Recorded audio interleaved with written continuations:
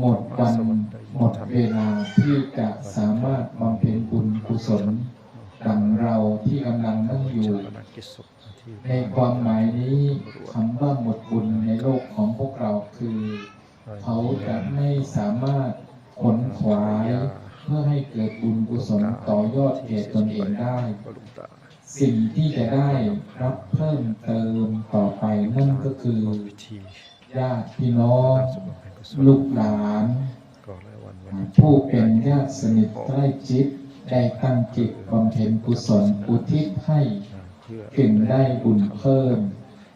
ในส่วนลูกก็เช่นเดียวกันในส่วนเป็นพิเศษญาติโยมทั้งหลายในโลกนี้ท่านพระพุทธองค์ตรัสไว้ว่าอายังโลโกกันพองมีเนียเมียนาวิเจียงปูเกลมวก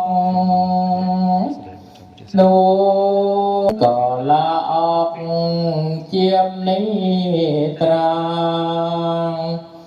ปรัวเตมัวทมมัวสรอกรุมรูกายาง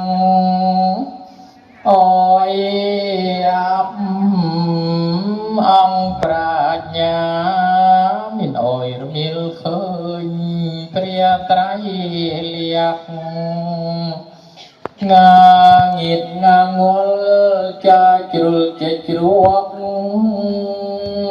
โดยมันหนึ่งควักราลึกง้อยรัวเลียกโดยอันเตียกชวากรึนกานางรัวยังเอนามุยนางหมวกจุยสลายก็กรองมีอันเตเปรียเธอใครเติบดังหมวกจุยสลายบานแห่นี้เปรียอังเอ้ยเปรียกุณเอ้ยสัมปรปรานตะบอนปรมขยอมรับมานโยมหมอกสมนารัตเนียง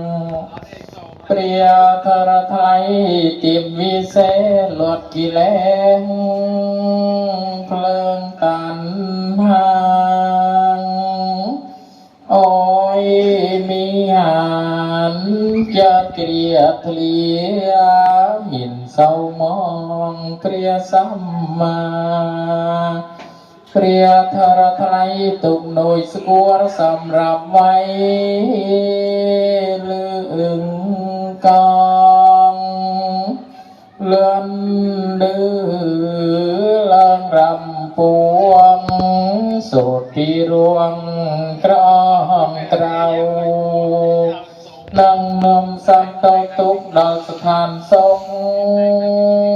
เปรียนีระเปียน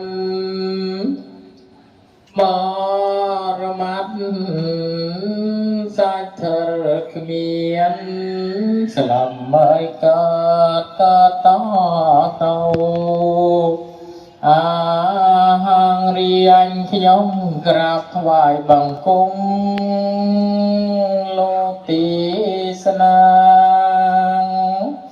บูปิดเปรียกรณาเปรียพรหมีเจงจำเนงหังโอกาสรัตนังกรุมา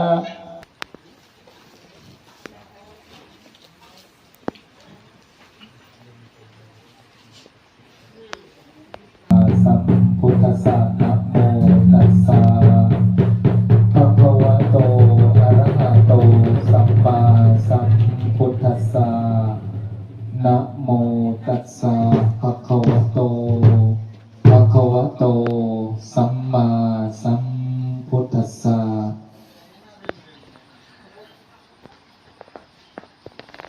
อนิจจาวัฏสังขาราอุปาทวะยะธัมมิโน อุปัชชิตตวานิรุชชันติเตสังบูปัสสโมสุโคติ